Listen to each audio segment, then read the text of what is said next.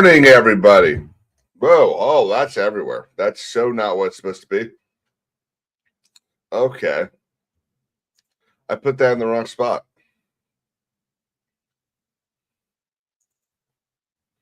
Wait for it.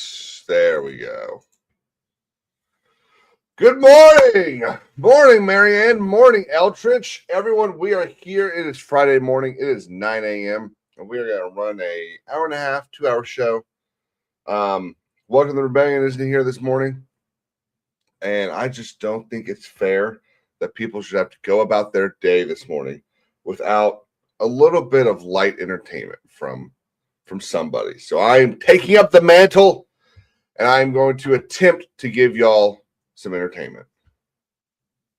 How are we all doing this fantastic July 3rd?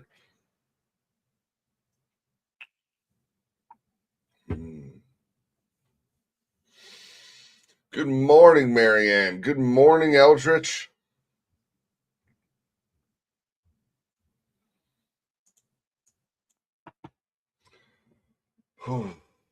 Morning, lurkers. It is 9 a.m., so I should say hello to the lurkers.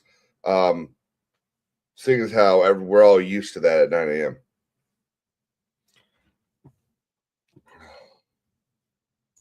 Anyone got any fun July 4th plans?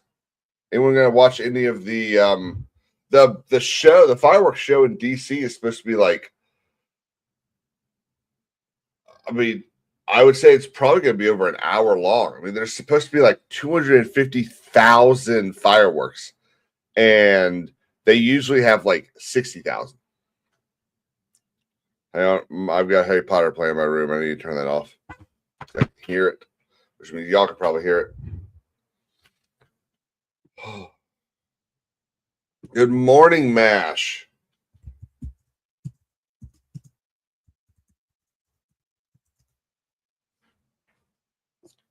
I had some friends in LA. Well, near LA, somewhere.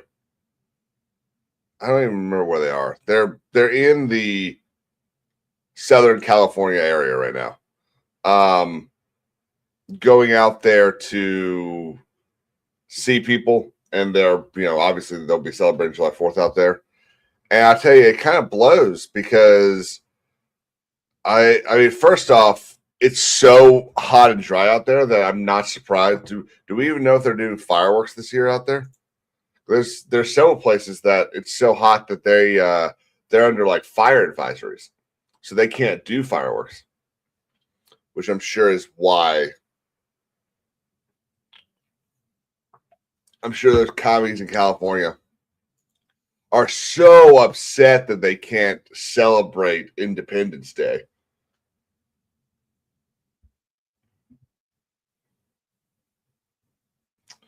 Let's see. Let me pull this shirt because we're gonna run a couple polls today.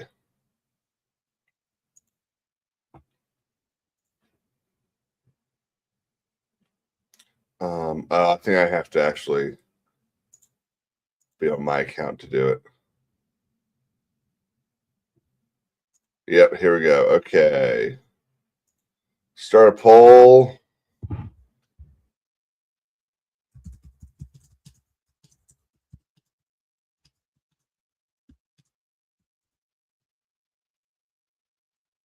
Good morning, Bruce. How are you doing today?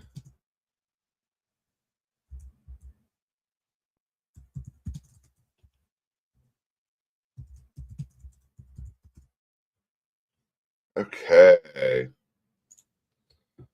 Let's see how that goes. Which do you watch first on July 4th? Independence Day or The Patriot?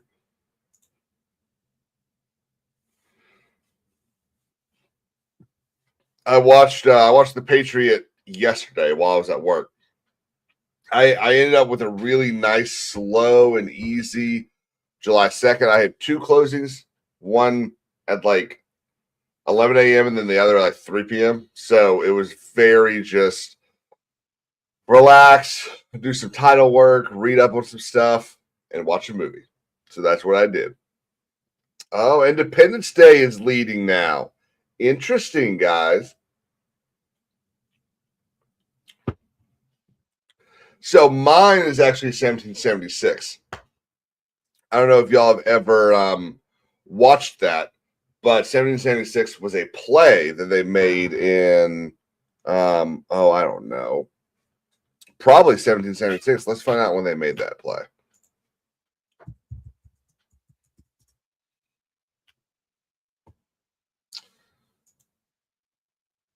So premiered March 16th, 1969. And they turned it into a movie in 1972. And what's so cool is William Daniels plays John Adams, which is why in Boy Meets World, that's why they go to John Adams High, even though they're in Philadelphia, because the William Daniels, who plays the Mr. Feeney, played John Adams. So I always watch that in the morning, and then, of course, we'll do it tomorrow, probably about noon, probably at 12 o'clock Eastern. We're going to do my reading of the Declaration of Independence. Because as Jimmy Carter said, and it's the only good thing Jimmy Carter ever said, but as Jimmy Carter said, these are not just proverbs and dusty books to be read on the 4th of July. So I only read it on the 4th of July.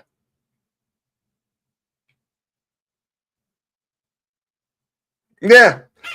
Yeah. Is anyone going to go see Young Washington? I don't think I'm going to go see it. I imagine I'll be able to watch it online within the next day or two. But what are I imagine someone has already reviewed it on Craigslist.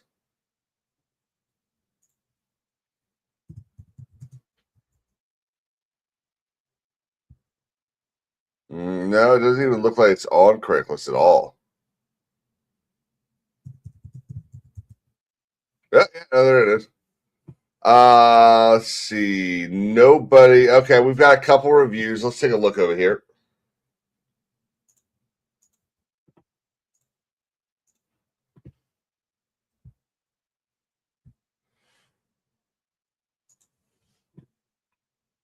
Decent.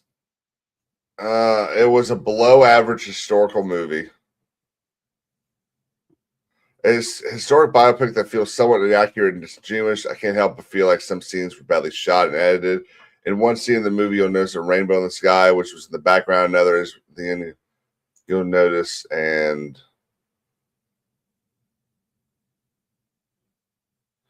Eddie Serkis wig come off when his character was dying.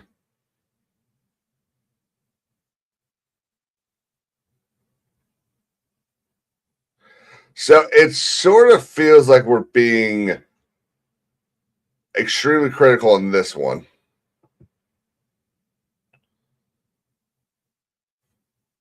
Great movie, shows formative early year in battles versus Washington. No content.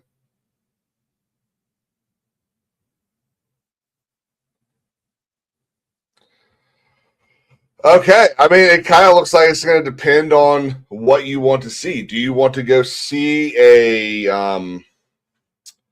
don't know, a early 2000s Ridley Scott movie, or do you want to go see something that's going to say Washington really awesome?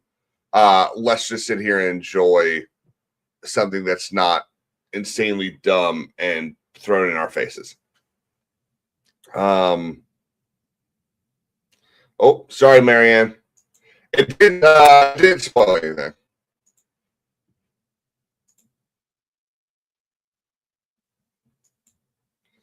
But no, not. I'm not planning on seeing it in theaters. I should be able to watch it online later.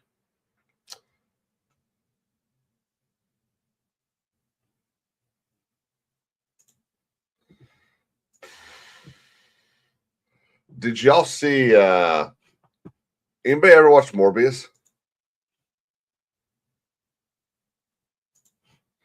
So, y'all remember Matt Smith was in Morbius? Marianne, let us know how it is. Definitely let us know. Matt Smith was in Morbius, and Matt Smith got a little bit of a surprise the other day. I just think he's the best. He was watching more. He's talking about Keanu Reeves. Keanu Reeves was apparently watching Morbius on a flight. Yes. He's watching Morbius on a flight. What do you watch on flights? Not fucking Morbius. Jesus Christ. My God, he must have really gone through the BA library to be getting to that. He was drunk. Yeah. What was he? He was having a moment. It's on the Valium or something. God. No, but what a legend. I love Keanu Reeves. I just want to make that really clear. Who doesn't? That's hilarious. I love Matt Smith. The thing I hate the most about Matt Smith is that he did not finish his tenure as the Doctor. I will always be upset about that. And if you are upset about that, you can be upset with Andrew Garfield, because Andrew Garfield was his roommate when they lived over in a specific apartment over in the UK for a while. And Garfield comes over and he starts doing movies over here. So he called his old buddy Matt Smith and said, "Hey, you should come over here and do movies, dude. They're paying me insane amount of money." So he left.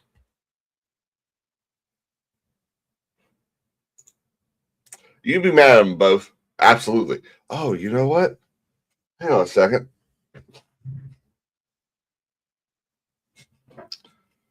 Oh, there we go.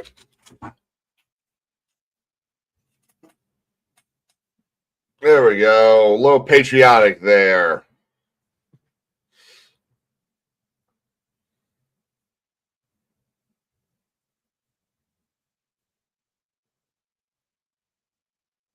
Let's see where that poll ended up. Wow, we're at 50-50. Oh, Patriot just went up. I feel like it's election night and I'm just watching polls.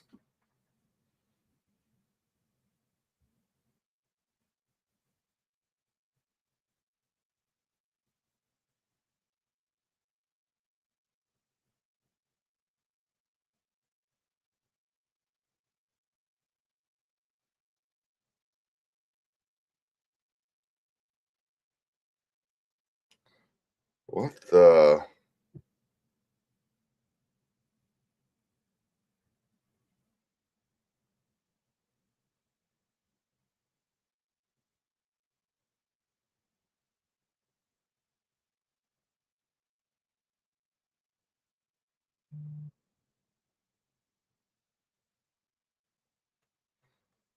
What the fuck? What is this going on in DC? I mean, in New York.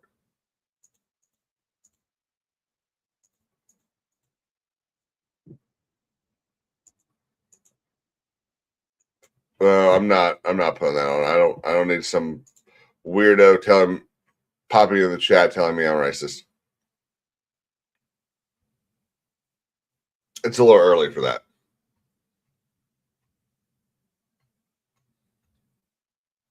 Hey, who saw F1? Do y'all remember the F1 movie from last year? Actually, I think it was about this time last year. Might have been late June.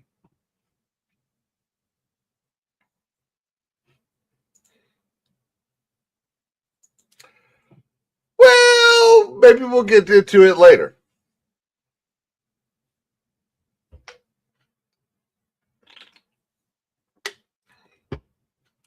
Bruce, it was incredible. It was an awesome movie. Okay. It was an awesome movie. Oh, yeah. No, look. Well, so this thing, Gran Turismo is a true story. So, that right there makes it a better movie.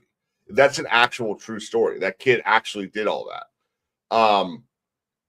And again, podium at Le Mans is so much cooler than winning an F1 race. So much cooler. But Jodie Foster decided to bring it up. So Jodie Foster, who I'm not sure has been relevant in 20 years since Anthony Hopkins told her that he could smell her. What was that thing he could smell? Jodie Foster says Apple's F1 seemed like it was made by AI and written as if a computer was following the structure that you would learn in school. So sort of like, so what she's saying there is people go to school to learn how to write movies, and someone used what they learned in school to write a movie.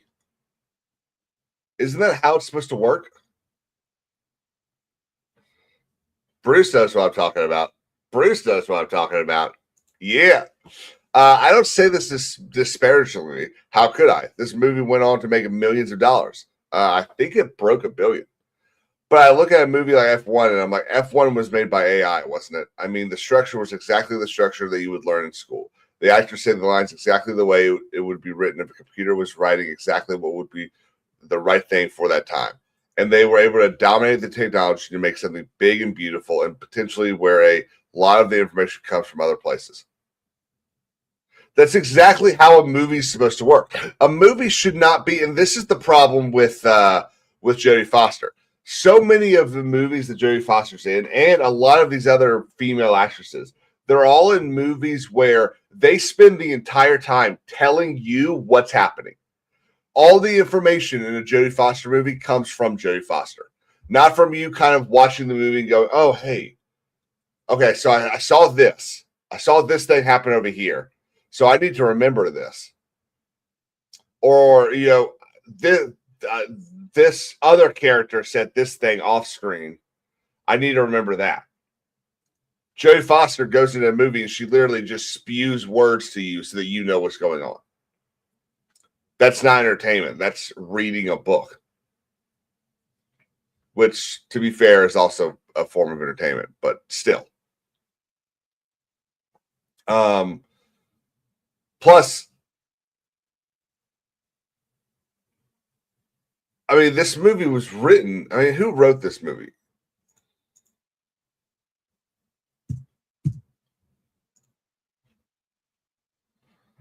Let's see. Yeah, I mean, I would be pretty pissed off if I was Joseph Kosinski and this woman was sitting there telling me that the movie I directed 3 years after or 4 years after I directed Top Gun Maverick, 10 years after I directed Tron Legacy, was written by AI. I'd be pretty pissed off. But who wrote the movie? Let's go to IMDb. I feel like that should be the very. Oh, it is. There it is. Oh, Joseph Kosinski wrote it as well, and Aaron Kruger. Why would you be upset if it was true? Well, because it's not true. That's why.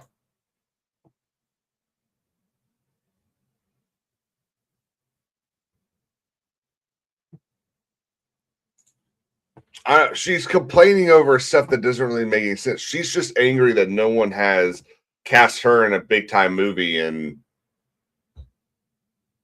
30 years. Silence of the Lambs was 30 years ago, right?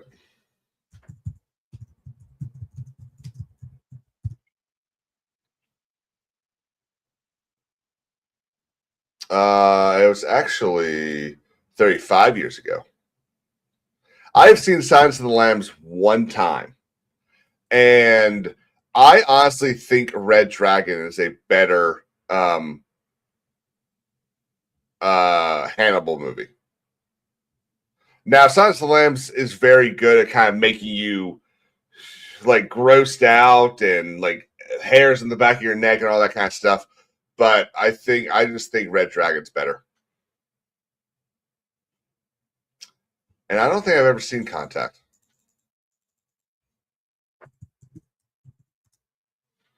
No, I'm not. McConaughey. Yep. Never seen it. Do I need to?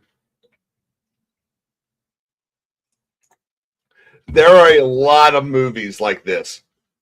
This is one of the reasons that I kind of miss, I guess, cable, is they would always have, especially on like Saturdays, they'd always have 2 or 3 movies running on either TNT, TBS, A&E, and they would just be kind of fun to throw in the background while you cleaned your house or did anything like that. We would always, when it was spring cleaning time and stuff like that, one of the things we would all do is, we'd spend 5 or 10 minutes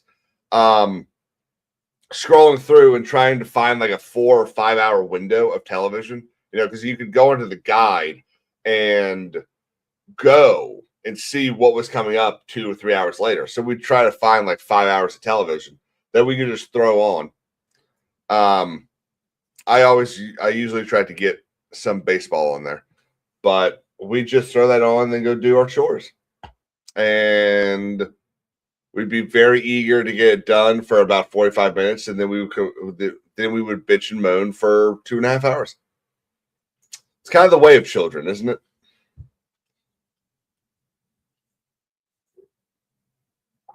Just to say you've seen it. There's another one. The satellite dishes remind me of it. Frequency. I need to watch that too with Dennis Quaid and who's the kid in it? Jim Caviezel. Yeah. Well, I guess he's not a kid in it, but he's the son. Yeah, I need to watch that. Jim's another one of those actors. There's like 2 or 3 actors, in my opinion, that should be in a lot more stuff that just aren't in anything anymore. Jim Caviezel, James Purefoy, and Eric Bana. Eric Bana is in like nothing. I don't think Eric Bana has done any. He has not been a main actor in anything since Hulk. Because he wasn't the main actor in Troy. But I mean, that guy had like a 5-year run where everything had Eric Bana in it. And now it's just like, here's a 7-minute cameo. Here's a, 20 minutes here, 30 minutes there.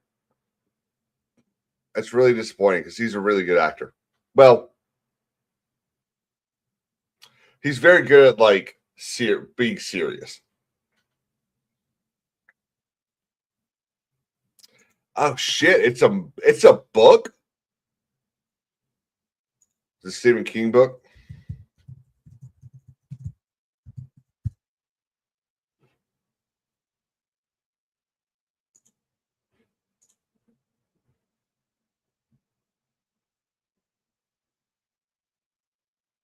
Thomas Harris's 1988 novel. Wow. That novel must have been huge because it comes out in 88 and then immediately becomes a movie.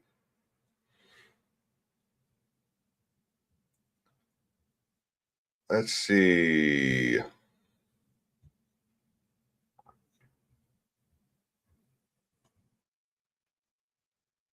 Novel was a great success.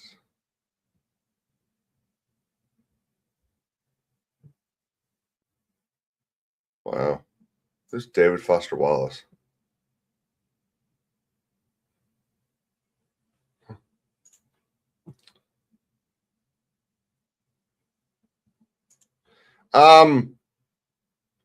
Was Red Dragon not based off of the book Red Dragon?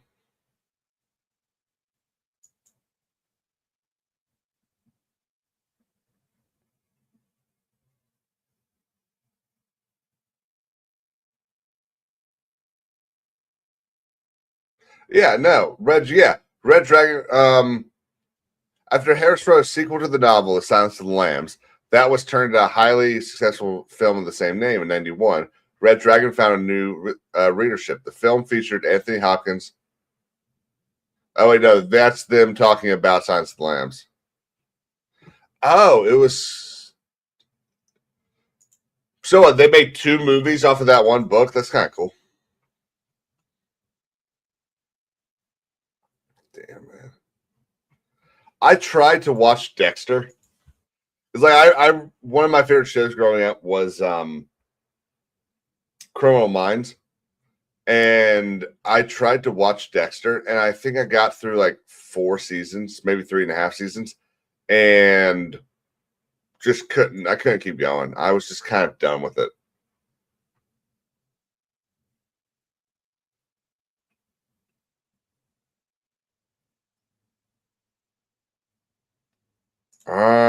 Brian Cox is a pretty damn good actor.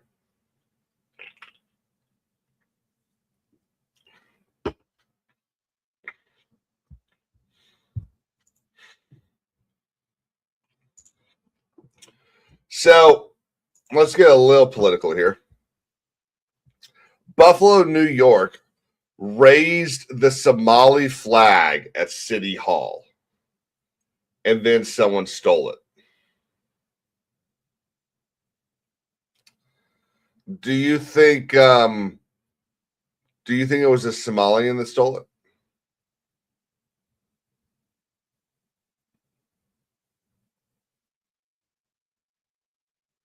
That's just pathetic. Well, they keep doing this. I don't understand what it is. Why do these people keep praising Somalia? Like, I mean, obviously I know because you get idiots like Jacob Fry or whatever his last name is over in Minneapolis.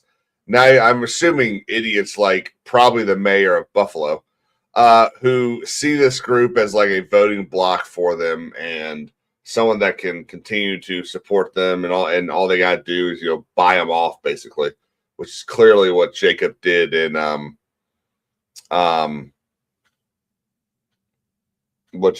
Minneapolis.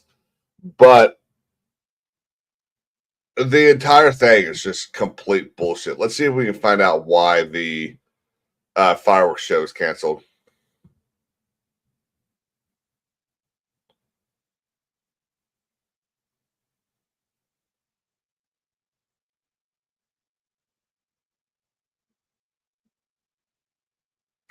Sean Ryan, the mayor of Buffalo, not the podcast host, said the flag's been raised by an organization called HEAL International in honor of Somali Independence Day. HEAL International has been raising the Somali flag in Niagara Square for at least the last 4 years. Well, that's a problem. It shouldn't be happening for the last 4 years. The mayor office shared that the public use flagpoles have flown banners of several countries and territories over the years, including Ukraine, Greece, Ireland, Puerto Rico, Italy, and Bangladesh. There should not be a flag flying in this country that does not belong to the United States of America. I mean, I don't understand why the left can't figure that out.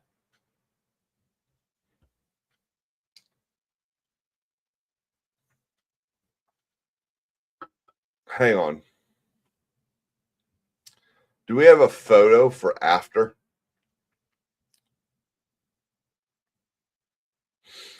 Okay, so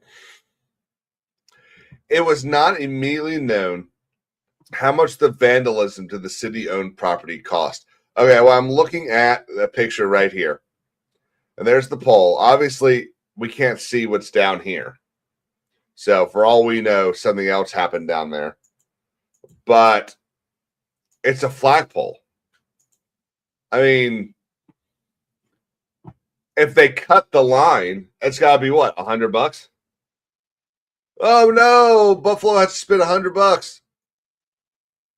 I'll super chat it to you. Also, that's a pretty cool city hall. Like I'm a big fan of building style like this. We should do more stuff like that.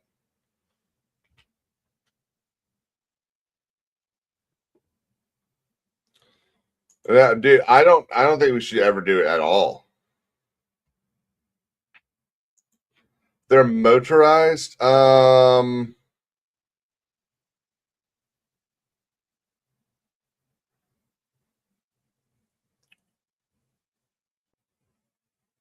don't really think you're going to be able to tell from the pictures, but I can't imagine Buffalo has motorized. Sorry, Wicked, but I can't imagine Buffalo has got motorized halyards.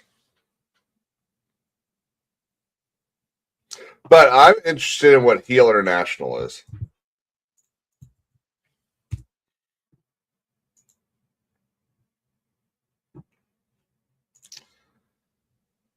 Welcome to Heel International, bridging the culture divide for new arrivals. Refugees face tremendous challenges on arrival in the U.S. They absolutely do not. That's a lie. Navigating language and cultural differences and overcoming the confusion with how American medical care services and schools operate can be intimidating. Schools operate very easily. You show up, you say, hey, I live at this address, and they say whether or not you can go to school there. For the vast majority of every school in the country, that's how schools operate. Medical care. Walk into a hospital and they are required by federal law to treat you. HEAL is an organization started and managed by refugees to help others adapt to their new life, with a well-earned reputation for conflict resolution and community advocacy. HEAL helps ease the transition for those who are relocated far away from their family. Shit. I'm pulling a J here. The history of this great city has many chapters that begin with people coming from some other parts of the globe. Currently, the city of Buffalo welcomes 40% of the refugees relocated within the state of New York.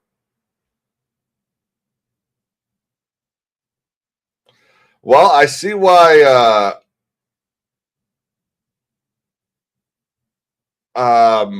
Wicked wanted her mom to get out of there.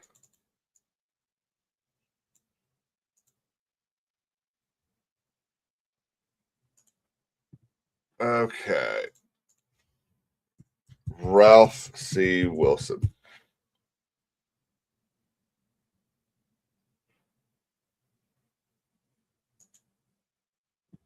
Ralph C. Wilson, best known as the founder and owner of the Buffalo Bills. I'm sure he would be extremely happy about what his organization is spending money on.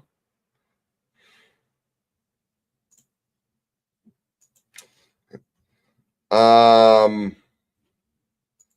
mean, this is a shit website.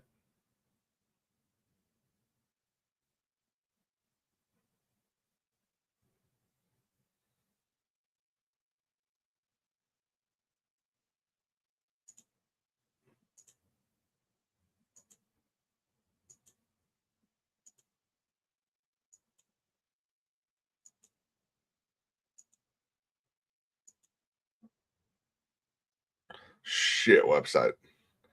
It's absolutely fraud. It's absolutely fraud.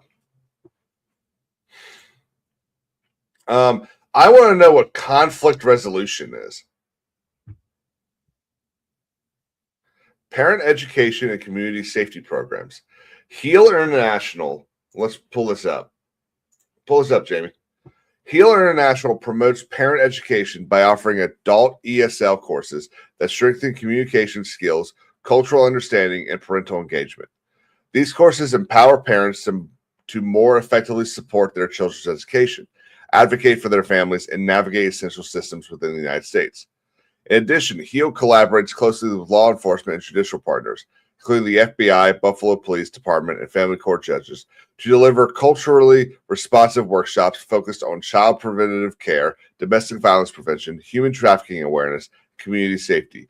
Gee, human trafficking awareness. The Buffalo Learning Centers, 100%. You know what?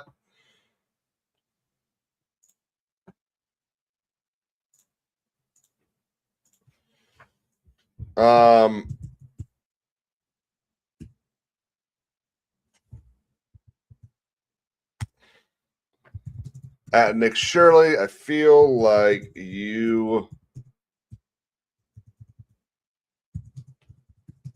might want to take a trip to Buffalo. You might find more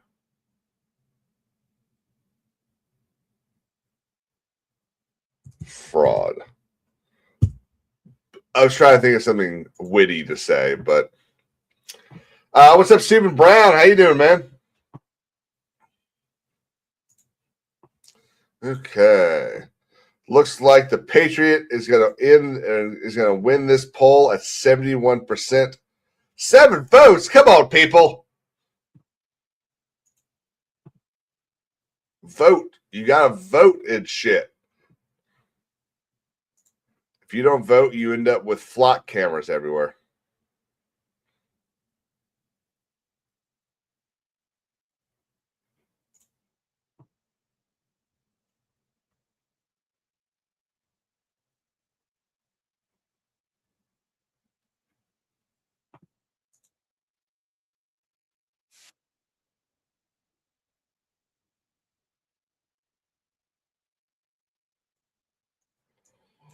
Holy shit. Okay, we have a new. Okay, guys. If you own a home, you need and you want to be an American, you need to buy this fucking firework. Holy fuck. Looking for a firework that has 388 shots? Try the Maximum Machine Gun. I would get a mortgage on a house to buy this.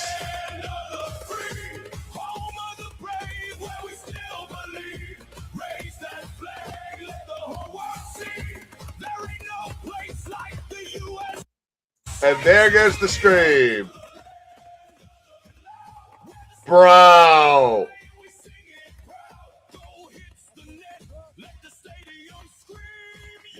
This is fucking awesome.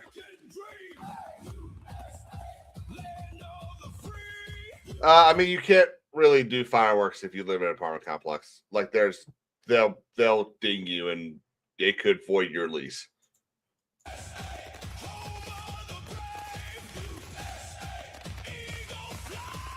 Oh my god. Okay. Machine gun firework. Maximum machine gun. 18 years or older. Okay. 1998.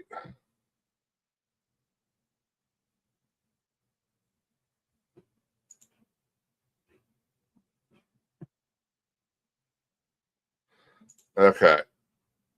Where can I buy this?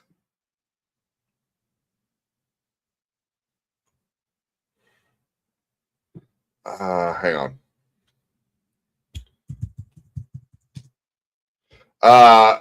Get on the roof of your building. I mean, Bruce, it's absolutely, yeah, 100%. It's a bunch of Roman candles, but the thing fucking rotates like a Maxim machine gun.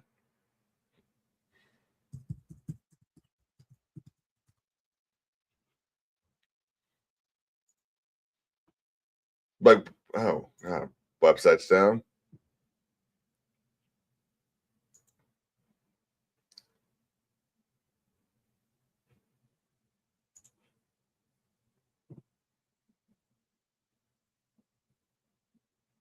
Would this be called a novelty? No, it's probably rockets and missiles.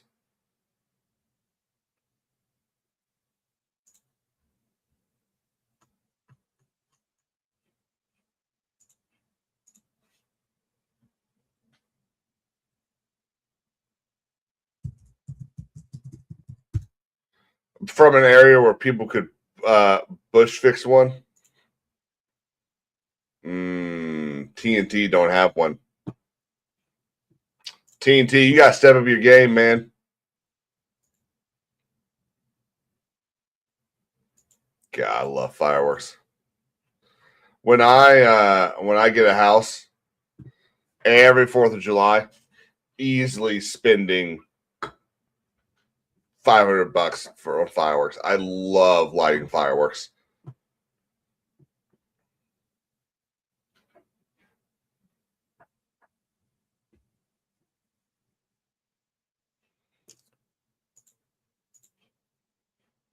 Yeah, that's incredible. I am a huge fan of that.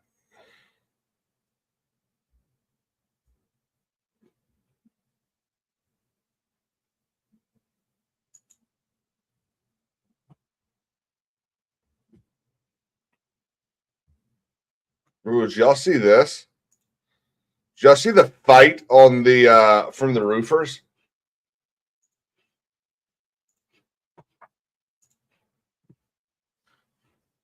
Yeah, it's extremely expensive. It's so much. It's very worth it if it's not just you.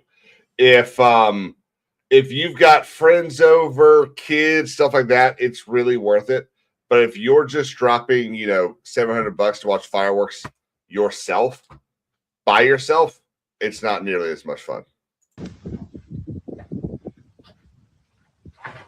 Holy shit! Oh my god!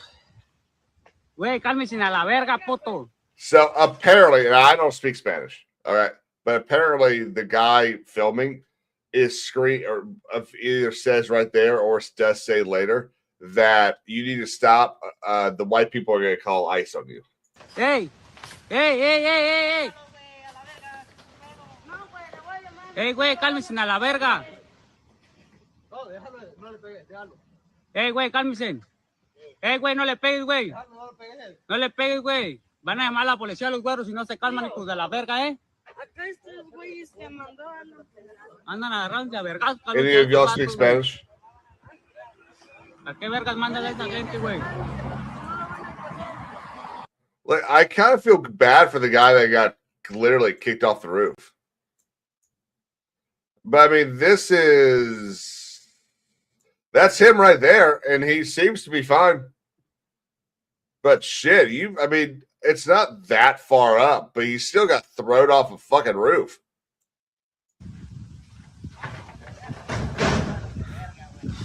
Both of them did. Damn. What's up, horror host? Just drive down, stop at that fireworks store right on the border here in South Carolina, and get yourself some fireworks, some real fireworks. We got freedom here in South Carolina, boy. Take that, fake Santa.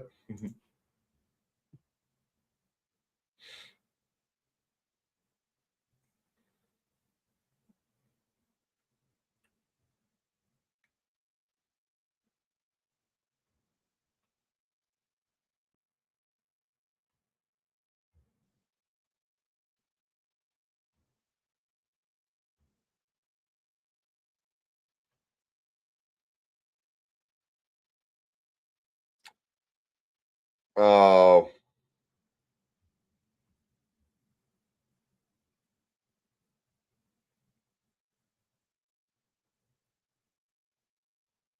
So Valtair Bottas is a F1 driver for Cadillac, and he shared pictures of the helmets they're wearing for the F1 race this weekend. Look at that! That's an American institution right there.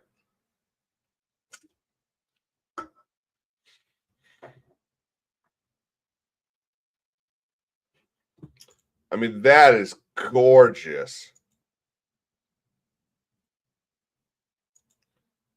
Now, the thing that sucks about this is Cadillac's probably going to finish dead last. But imagine if Cadillac won the race. That'd be pretty fucking awesome. It's going to be as cool when America wins the World Cup. USA! USA!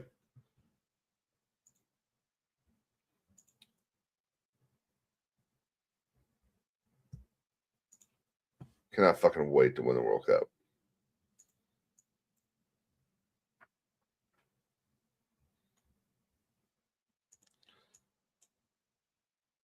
So Bass Pro Shop, an American institution, put out a bunch of American flags. You can see them right here, right there. What? There we go, right there. And then all right there. I mean, it's just thousands of American flags. What the hell? I'm sure this dude's going to be super reasonable, right? Like, he's going to have a really good point. Is this?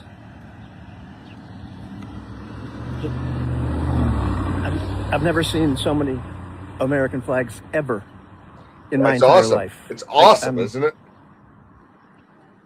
I'm not confused about one country I'm in right now. Good. But- Good. There's more, kids. I'm at the Bass Pro Shops. And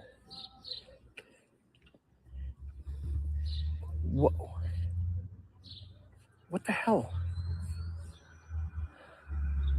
I'm afraid to go inside. Why? Why are you afraid to go inside? It's Bass Pro Shops. It's an awesome place. You think you're going to get hurt? I can list 1,000 places I would think would be more dangerous to go into than a Bass Pro Shop. 1,000? Yeah, probably 1,000 places. I'll be honest, I was hoping he'd be a little more angry. I was probably getting hurt by the testosterone. Yeah, the caption read, "Liberal man becomes furious over Bass Pro Shop putting up tons of American flags." I was hoping for a little bit more craziness, I guess. But he is just a dude. You know, if it was a blue-haired lady, or maybe not really a lady, like this person, it'd be more entertaining.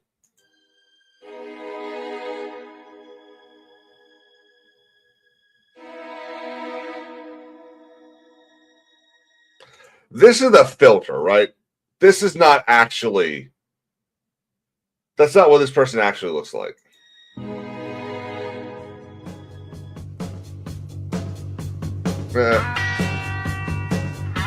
And there goes the stream. And so she puts up American flag.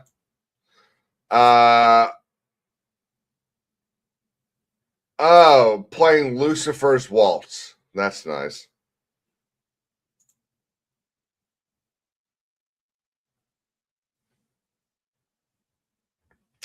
Sure does.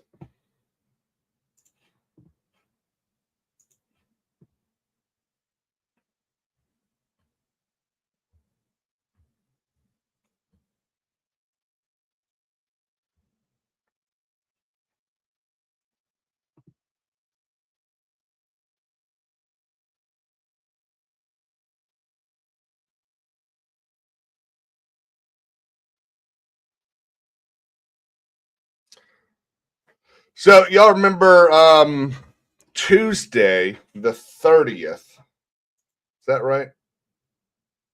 Yes. Tuesday we had a Legally Speaking, and one of the things we talked about was that Assistant Attorney General Hammett announced that they were going to be dropping some lawsuits, that there were some lawsuits they were going to be filing. Well, one of them is a lawsuit against the state of Virginia.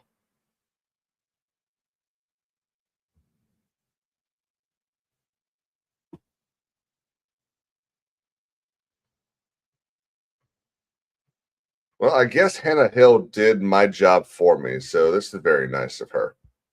So I have no idea who Hannah Hill is. She works for the National Federation of Gun Rights. So this is the lawsuit that, and they had to wait. The Attorney General or Hammett had to wait until yesterday to file this lawsuit because they did not have standing until the law became the law. So that's why they waited. From before the beginning of this nation's existence, Virginians have provided indispensable leadership in the cause of constitutional liberty. Indeed, Virginian James Madison is, for good reason, known as the father of the Constitution. Madison also drafted and proposed the Bill of Rights, which became effective on December 15th, 1791, when Virginia became the 11th state to ratify it. The Bill of Rights, ratified by Virginia over 234 years ago, includes the Second Amendment, which protects the pre-existing right. And I love that this administration is really leaning on the fact that these rights are not granted by the government they are granted by God.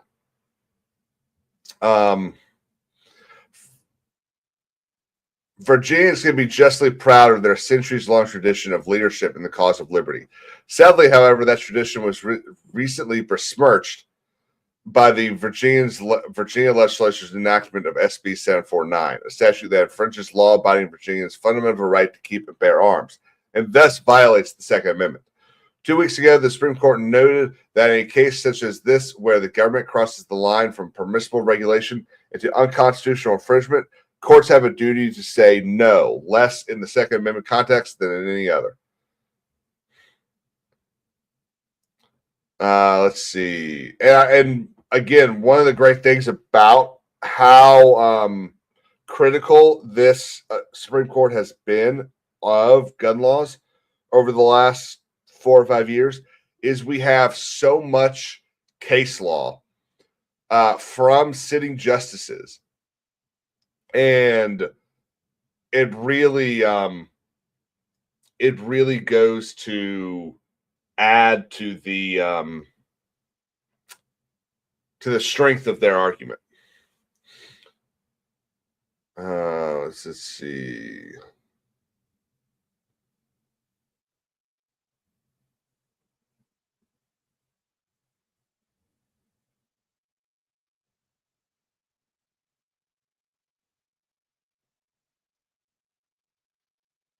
I don't really care about the Bruin test. Yeah. But what's going to be even more interesting with this is this one will probably get.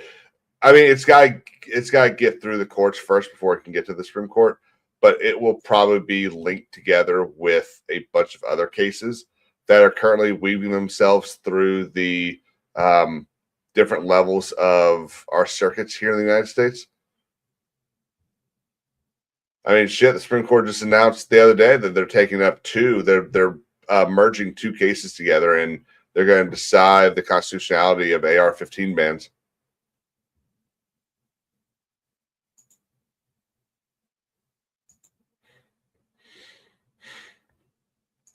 We did. The problem is that unless you openly walk out and say, I am a communist, you're not a communist. I mean, and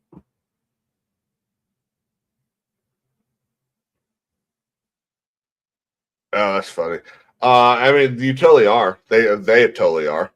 But I mean, unless they actually say it, then it's just your opinion. I'm not saying your opinion is wrong. I think your opinion is right, but government don't care.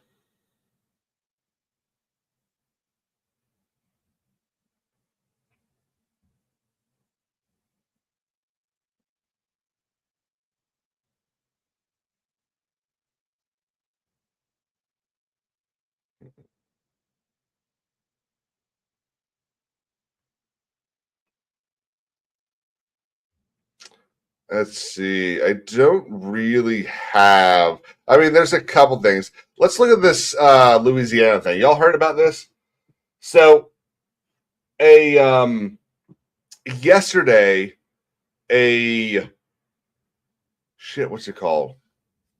A grand jury handed down an indictment on the Louisiana Attorney General, Republican Liz Muriel. She's the state's first female AG. 8 counts of public intimidation and 8 counts of malfeasance in office. This stems from a political fight over a Republican-led state law that overhauled Orleans parish courts, including eliminating the elected clerk of criminal court position. Muriel sent letters to New Orleans Mayor Helena Moreno, city council members, and District Attorney Jason Williams, warning that opposing or trying to circumvent the law would lead to them losing their jobs or facing legal consequences. Prosecutors say this amounted to threats or intimidation. Bond was set at $400,000. So later that day, like literally, I think an hour later, so everyone's known this is coming. She appealed to the Louisiana Supreme Court, and this morning that Supreme Court granted a stay of the indictment, citing compelling argument concerning the disturbing defects in the grand jury proceedings and the trial court's handling. So this, like I said, this pauses all of this, but there's got to be more in this, because a letter, a attorney general sending a letter to politicians basically and saying, hey, you must comply with this law, is not threats or intimidation. In fact, it's exactly what they're supposed to do. Attorney generals all the time file and submit letters reminding elected officials of what their duty is. That's literally part of their job. Horror host is heading out, getting ready for the beach for the weekend. Well, man, I hope you have a blast. I hope you and the family enjoy your time off and enjoy your time together. And remember, freedom is not free, and it is worth dying for. But yeah, so this New Orleans thing, and yeah, just like Stephen Brown said, New Orleans going to Nolans.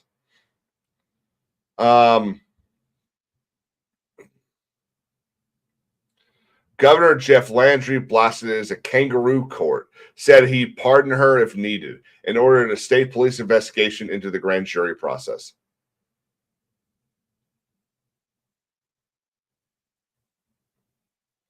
So is something, because clearly there's something else underlying in this. Is something going on with New Orleans? Like, are they in like open revolt down there?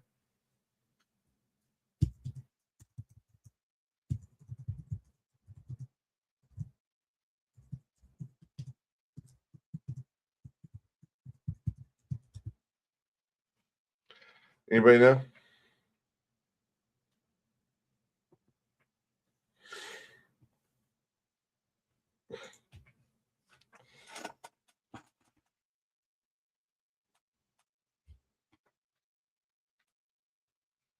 That's a really good point. They have French ancestry, so they got that against them. Google is telling me that the political dynamic between New Orleans Democrats and Louisiana Republicans is defined by intense institutional friction and deep-seated partisan polarization. Well, that could be, I mean, you could submit any state and city in there and get that same answer. As a heavily Democratic urban stronghold inside a deeply conservative Republican-controlled state, New Orleans frequently serves as a primary battleground for clashing political philosophies, voting right disputes, and power struggles over local governance.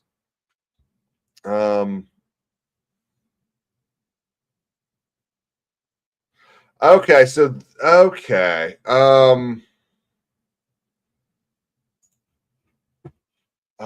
Let's see if I can get this figured out.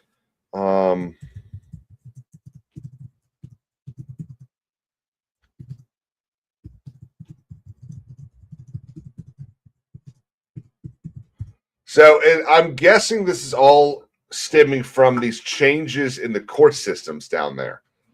But I mean, that ought to take like congressional.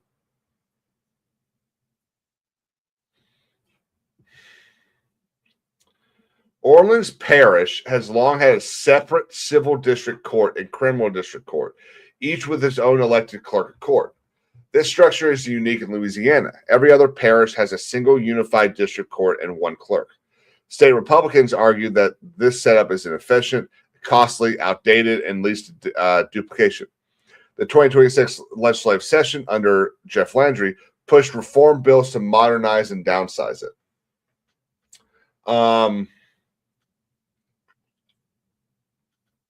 So Act 15, Senate Bill 256 in Louisiana, eliminated the separate Orleans Parish Clerk of Criminal Court position, merged it into the existing Civil District Court's clerk office, one single clerk of court for the whole parish.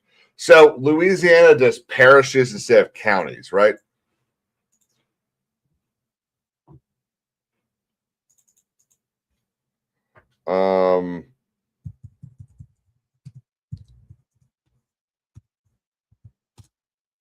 Yeah. So their counties are parishes. The civil clerk, Chelsea Richard Napoleon, automatically took over both roles. This directly blocked Calvin Duncan, a high-profile, exonerated man who won the criminal clerk election in a landslide in late 2025 from taking office. Supporters say that this saves money, streamlines records management. Critics seen as unelected Democrat chosen by New Orleans voters and undermining local democracy. Okay, well, Chelsea, actually.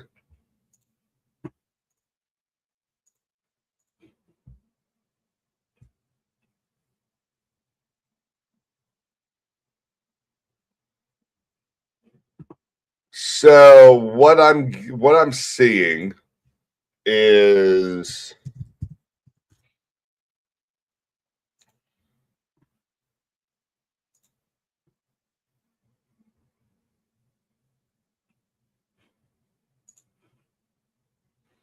let me make sure I'm right about my location first. Okay.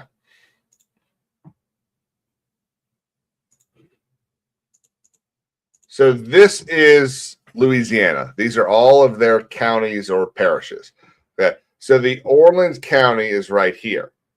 The Orleans Parish. Orleans has already has a clerk of court, Chelsea Richard Napoleon, which is a great last name.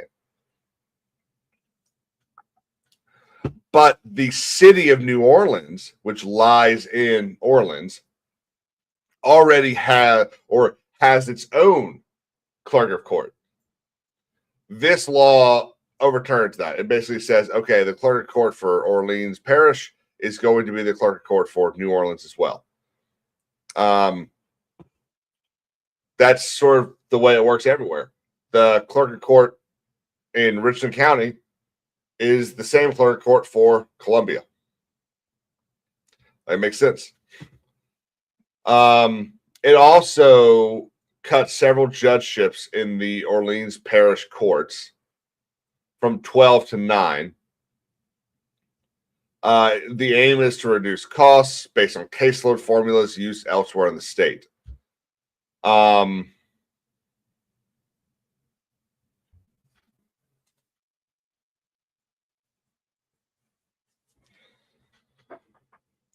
This just seems kind of okay, let's ban this person.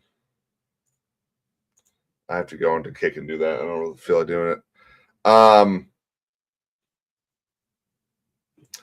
Yeah, but like that kind of makes sense to me, Sean, because New York City has like 12 million people living in it.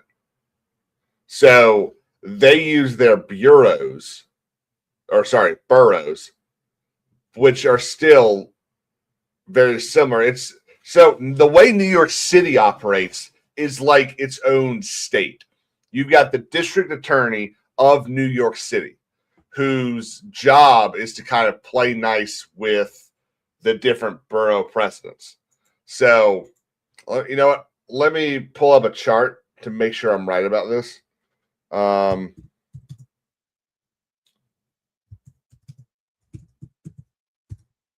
Yeah. Are they really? Are the boroughs also counties? I guess that makes sense.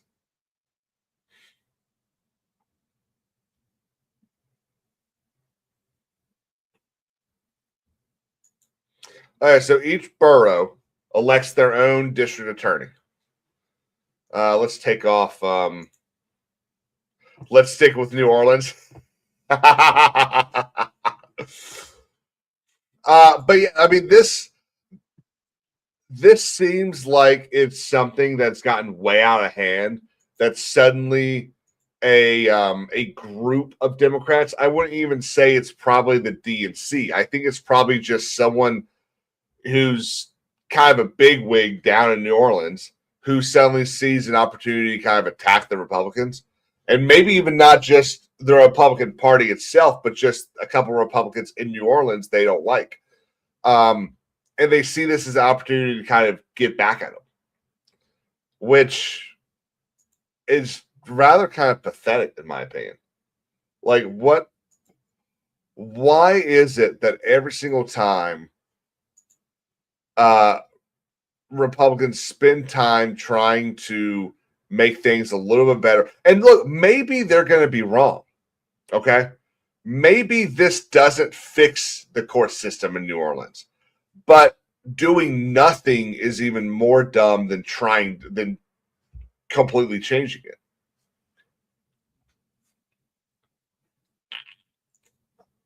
It's a good point.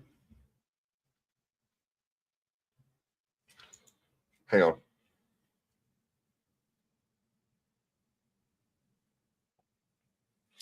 Yeah. So annoying. I swear, when I take control of everything, everything's going to be so much better.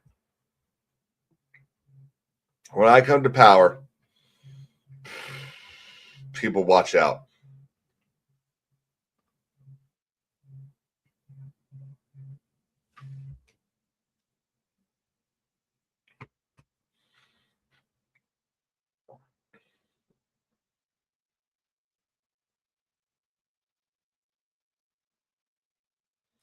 Did y'all see that they're going to have flyovers all night or all day?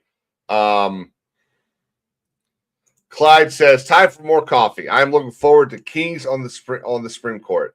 Man, I am so unqualified for that, but I'll do it. I'll do it. You want me to be on the Supreme Court? Let's do it.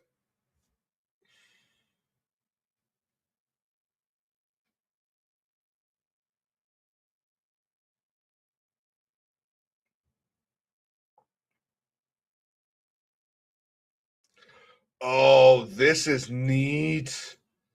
Dude, even in pockets, even in areas as communistic as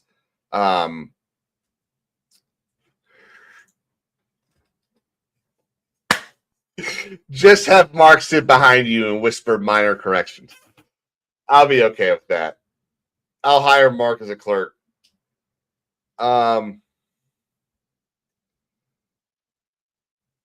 Shot, I'll be honest with you. I'm surprised you only think there's two. I'll be honest. I am surprised. But look at this. This is even in New York City. This is the I think this is the National History Museum. They are displaying the Declaration of Independence on the facade.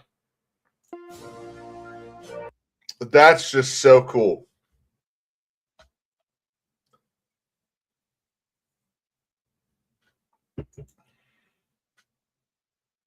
Oh, thanks. Yep. Mm-hmm.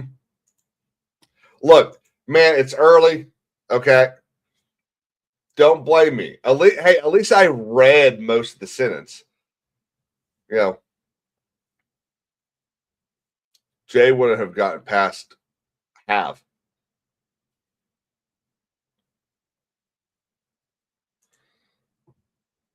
Sarah Brown just passed a completely burnt out car on the side of the road being extinguished by a fire crew in the San Juan forest. Huh, another attempt to start a fire, huh, Steven? Dude, they're going to get you, man. Steven's trying to start all these fires to burn out liberals. Don't do it, man. It's a bad idea. You'll go to jail.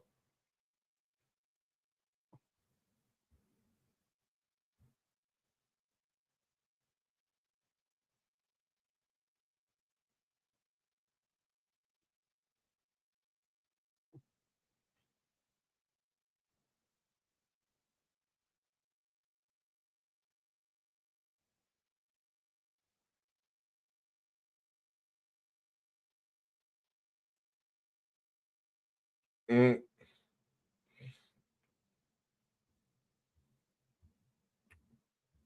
What's this?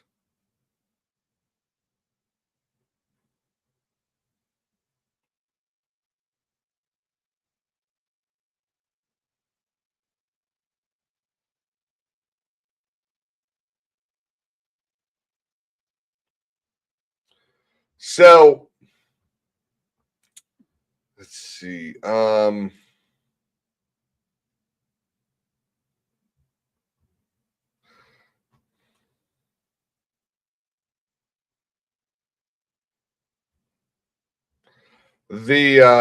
what's it called?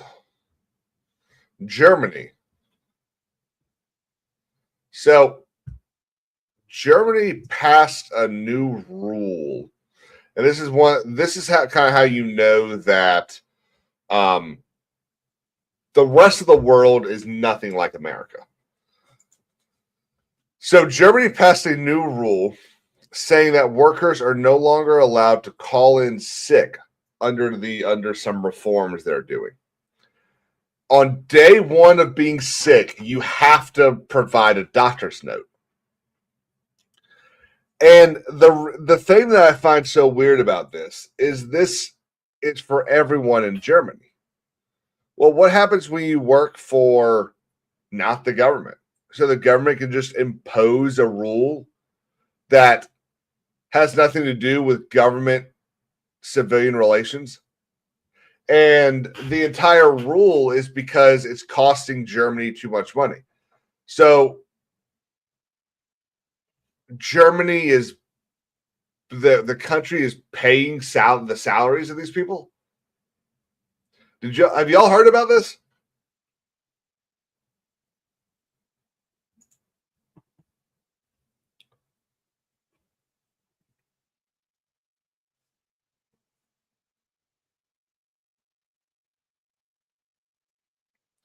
As announced by the country's chancellor, Friedrich Merz, a ton of new reforms were announced, including tax relief for lower-income families, changes to pensions, and the scraping of the right for Germans to call in sick. Instead, Merz explained that it's now a requirement for workers to submit a medical certificate from the very first day of illness, instead of calling off for a few days and then having to provide a sick note. So this is what I don't understand. Why does the government care if, okay, so I work for a law firm, okay? If I call out sick, why does that matter to the government?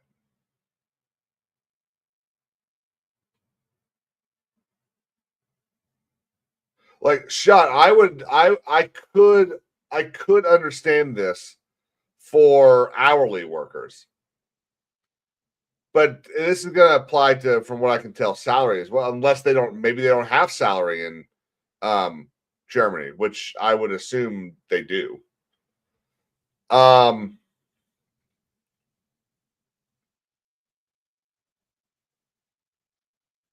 just can't wrap my head around a national government telling all of its citizens, in order not to work because you're sick, you need to go get a doctor's note and submit that immediately. Instead of, because I feel fucking retarded right now. Like, why does the government care?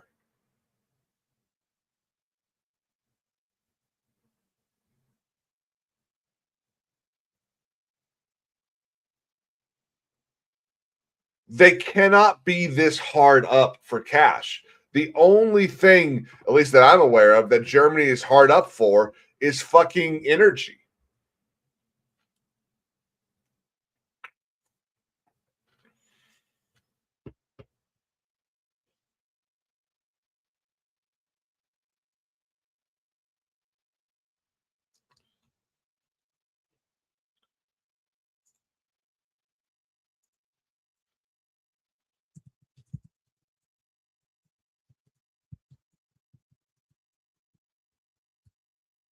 Hang on, I'm looking something up real quick.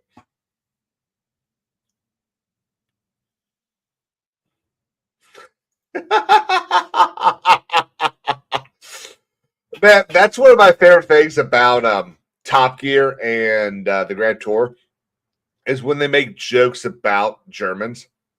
Absolutely, there's one in the Grand Tour. They go to Germany, and they're doing the show in Germany, Frankfurt, I think. And the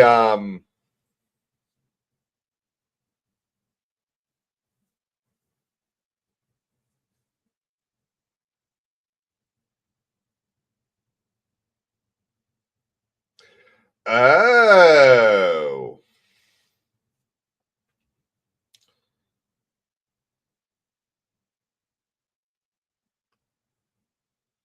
Hang on. So do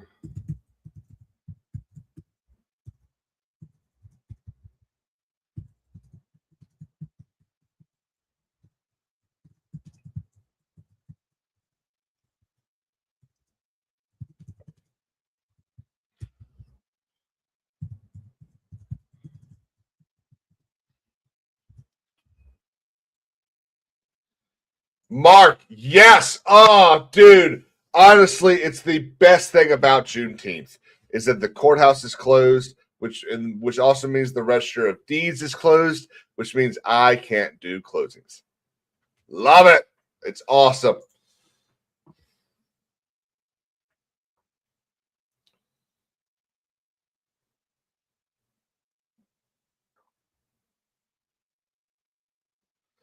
Okay. This is what, Sean, we're both right. Okay. So this is going to blow your fucking mind, people. In Germany, the reason Germany is doing this is because in Germany, a company has to cover the first 6 weeks. So 30 days of sick leave. Okay. The company has to cover that. The company gets reimbursed 80% of what they have to spend by the government. Every corporation, company, whatever. I don't know if it's corporations of certain sizes. Like, remember, one of the big arguments with Obamacare was if you had employees under, I think it was 50, then you didn't have to do certain stuff. Honestly, it was so long ago, I don't remember half of it anymore. But so I don't know how big the company has to be or anything like that. But U2 Insurance, Umlaut 2, typically reimburses about 80% of the continued pay costs for sick leave.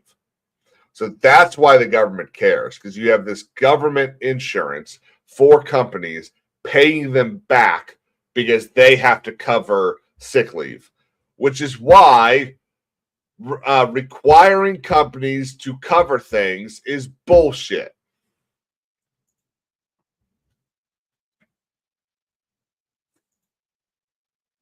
The appellate court covering Texas and Louisiana issued a ruling against the administration that seems to contradict Scotia's ruling that illegals don't have the same rights as citizens.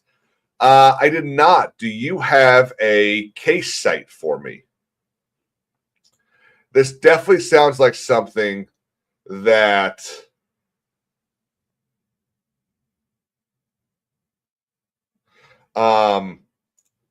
SCOTUS Wire would have covered.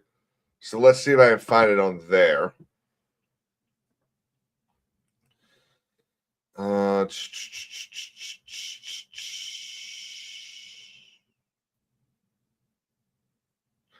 Oh, are you talking about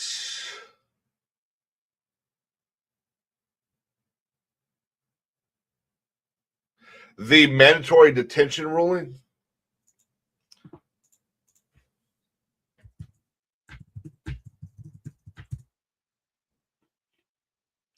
Yeah, Fifth Circuit. It's Mississippi as well.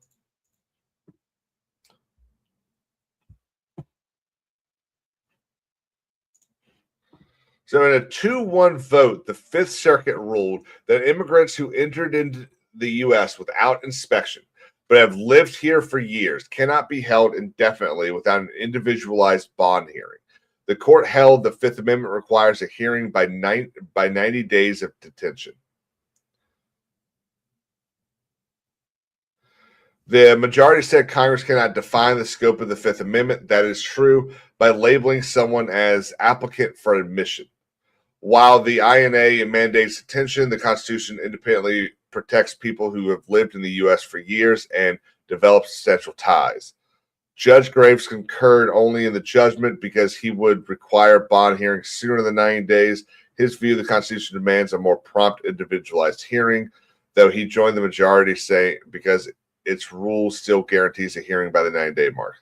Judge Wilson dissented, arguing Congress validly required mandatory detention for immigrants who were never lawfully admitted, and that courts cannot override that policy by creating extra statutory bond hearings. Hmm.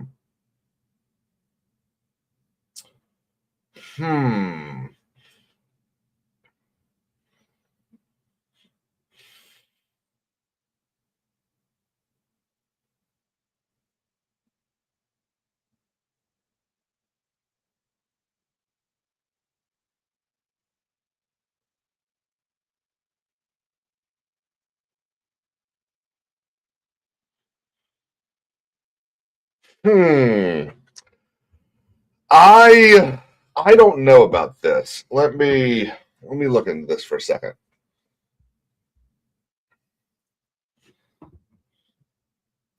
So this is the Fifth Circuit, a relatively conservative circuit. I mean, pretty damn conservative.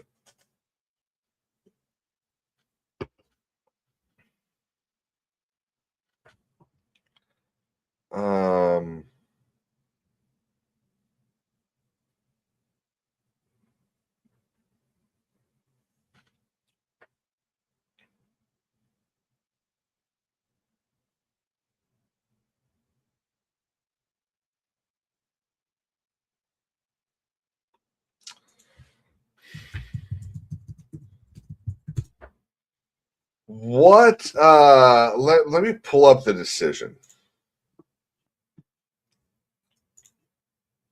So it's a 71-page decision, but there's going to be a dissent in here. I want to see various federal immigration officials challenge on appeal the grant of writ of habeas corpus to 3 aliens who each have resided in the United States for over a decade. Each had entered this country without inspection, which means they're illegal, correct?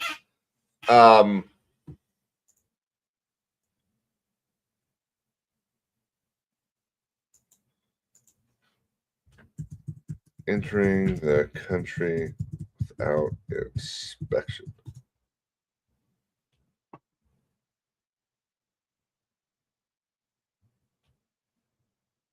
Yeah. So yeah, they're illegal. So illegal immigrants. The district court judges granted the writs after concluding that each alien was being detained in violation of the Due Process Clause. Each alien was released from custody, and the government was prohibited from detaining them again without a hearing to determine their individual dangerousness or risk of flight. Nothing in the order, however, interfered with the removal proceedings themselves. The 3 appeals have been consolidated for decision.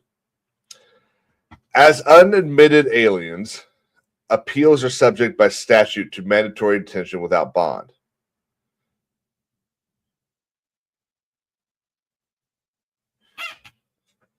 The Fifth Amendment provides no person shall be deprived of life, liberty, or property without due process of law.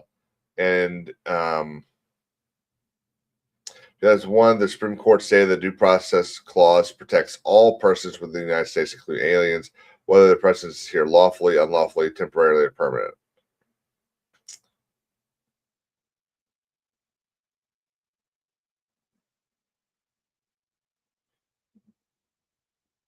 So, Sean, what SCOTUS ruling here are you talking about? That illegals don't have the same rights as citizens? Because I've heard this before, but I've never found a case that specifically said that.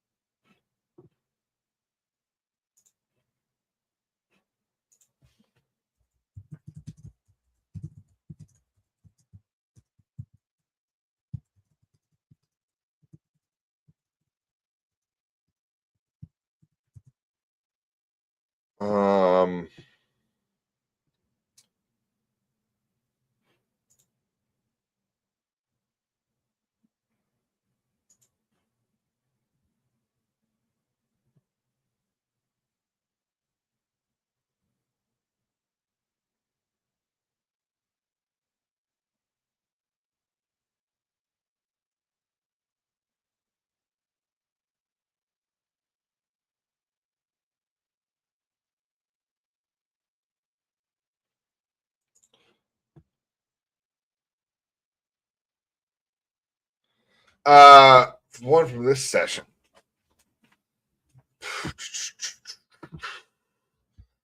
Okay. I'm gonna let Groff do the heavy lifting on this. 2025 through 2026 SCOTUS decisions regarding immigrant rights. And we're going to spell these things correctly.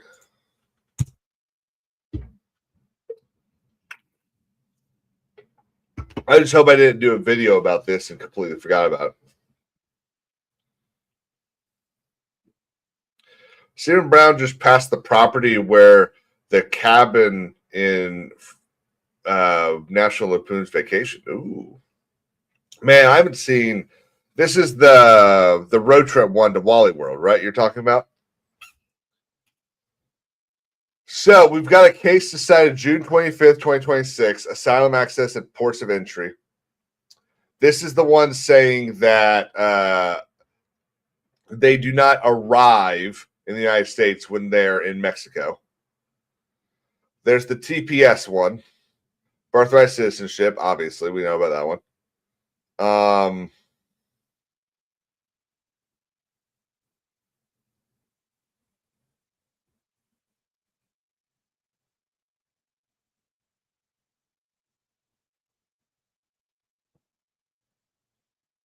See, I'm not aware, Sean. I'm not aware of the case you're thinking of. There's 3 or 4 Supreme Court decisions from the early 2000s that clearly say illegal aliens are protected by the Fifth Amendment and the 14th Amendment as applied to the states. In fact, there's a case in 03 that I think this decision by the Fifth Circuit is in violation of. So that case, Demore v. Kim, I believe is what it's called, says that mandatory detention during the removal proceeding is okay, but as long as it's for certain criminal aliens. Now, these 3 cases, they were apparently not criminals. They hadn't done, obviously, with the exception of illegally entering the United States, which does obviously make them criminals. But for some reason, and I do not fucking understand this, but for some reason, the courts and half the country have decided to look at illegal entry into the United States as not a crime, or not something that not a crime that carries with you or stays with you. It blows my mind. I don't understand it, but for some reason they've just decided to look at it like that. So what the circuit is saying here is that within those first 90 days, ICE has got to get you before a judge, and you have to have a bond hearing to determine whether or not you're going to be allowed to walk around, on the street. Now, I don't think it should take 90 days to deport someone. That's what kind of blows my mind. Like, I kind of understand, and, maybe more than kind of, but I get when you've got the actual citizen or maybe you got the green card holder or something that gets carried up. I think it's happened once or twice in the last year that you've got someone that is an actual citizen or permanent resident or something like that got swept up in something. I get that. You want the process to be slowed down so that person doesn't end up getting deported. But I do truly believe we're at a point where we need to stop making sure everything's slowed down so that one person isn't missed. We'll get them back. If we find it, we'll get them back. But stop slowing everything down on the off chance that someone incorrectly gets picked up, because that prevents you from getting rid of millions of other people that shouldn't be here.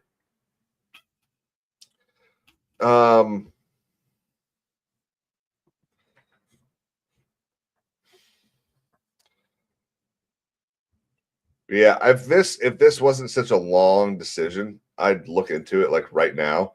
I'm wondering if maybe the dissent is super long. I'm already on page 30.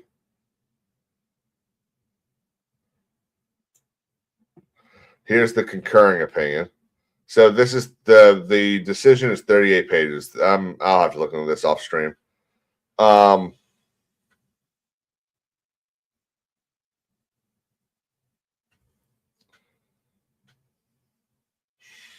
I don't want to be paying millions to damages to someone for being deported incorrectly.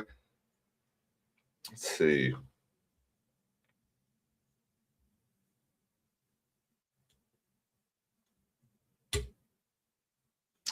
Now, I think you would find that it's unlikely that the government could be held liable for it. They've got immunity from that, and I would bet that incorrect deportation is not one of the exceptions laid out in the Federal Torts Act. I'm with Sean on that, or Steven on this one. The optics, caring about the optics is annoying.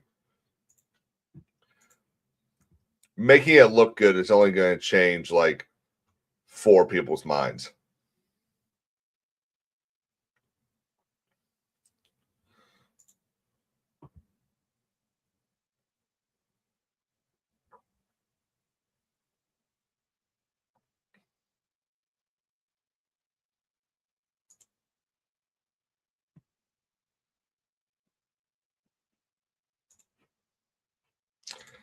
Deprivation of civil rights.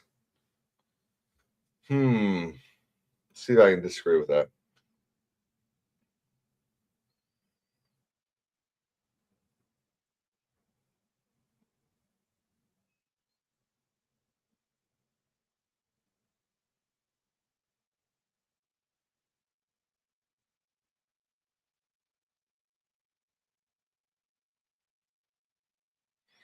Well, let's see what the Federal Torts Claim Act.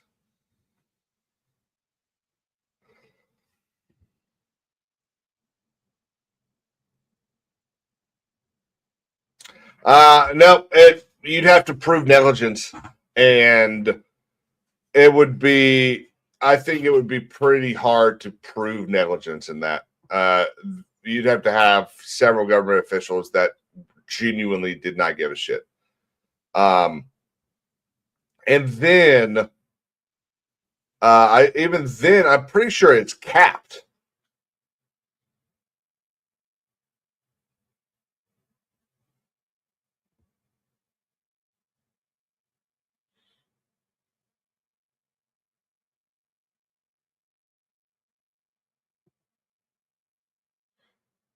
Yeah, because punitive damages are strictly prohibited. So you'd get, let's say I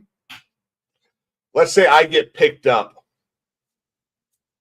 next week, okay, or actually let's use pay periods for this. So I get picked up day 1 of a pay period, okay, and deported, and then get back day 1 of the next pay period. I am only entitled to sue for the damages I received, which is that paycheck. I cannot sue for punitive damages. Yes, the Federal Torts Claims Act. Isn't that what I said? I'm pretty sure I said the FTCA.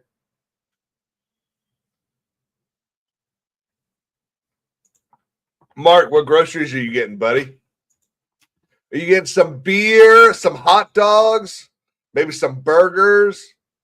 Going to be more American than Mo Zamboni, who apparently hates both of them?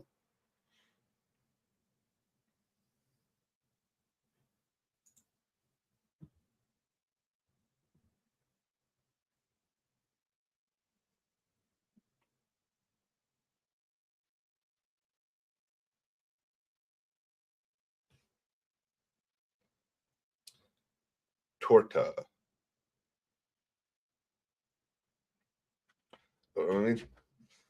Okay, so I'm pretty sure that's about all I have for today. Anyone got any funny stories that they saw? Quarter-pound hot dogs. Huh. I think I'm going to go to Buc-ee's.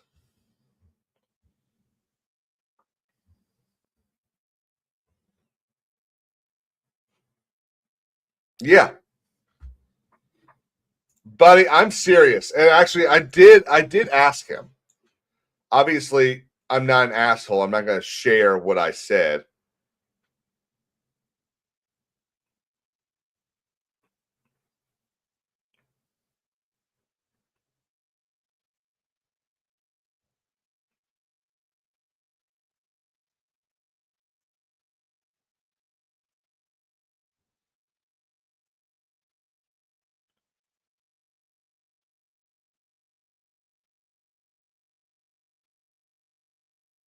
Let's see. Oh, right. No. So the American thing was that he had not seen Master and Commander. He did say he did tell me that he was making fun of Sevi because she didn't know who James Brown was. And I said it's an un-American that's saying I don't like hot dogs and burgers. So yeah. Guys, thank y'all so much for being here. We're going a little bit less than I kind of wanted. I don't have anything else to talk about. Oh,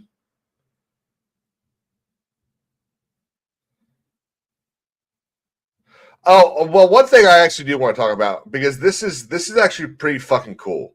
And I would imagine everyone that has been watching these people for a while, Jay, Jeremy, recognizes how cool it is. But what's Jeremy's Twitter account? Is it Jeremy Prime? It is.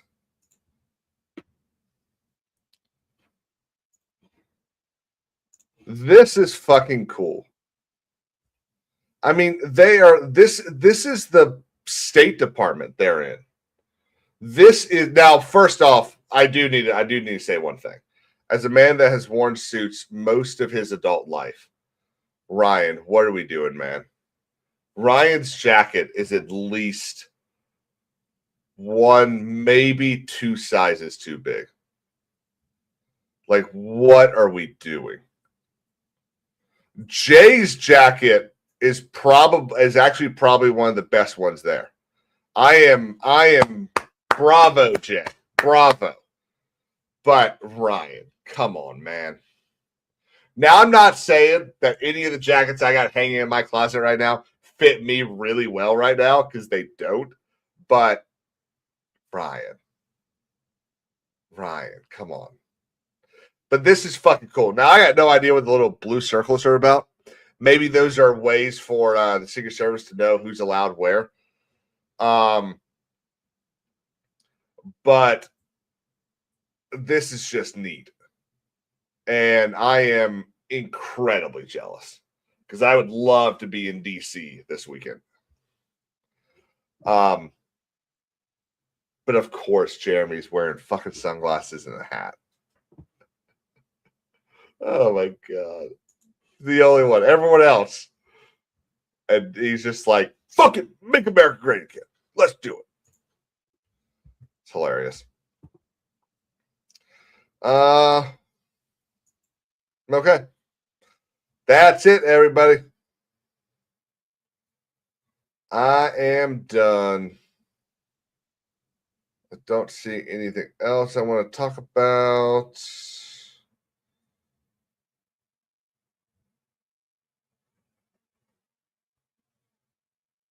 No.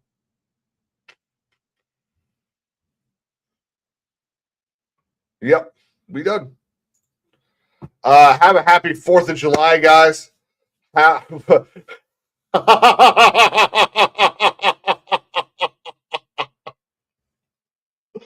Oh my God.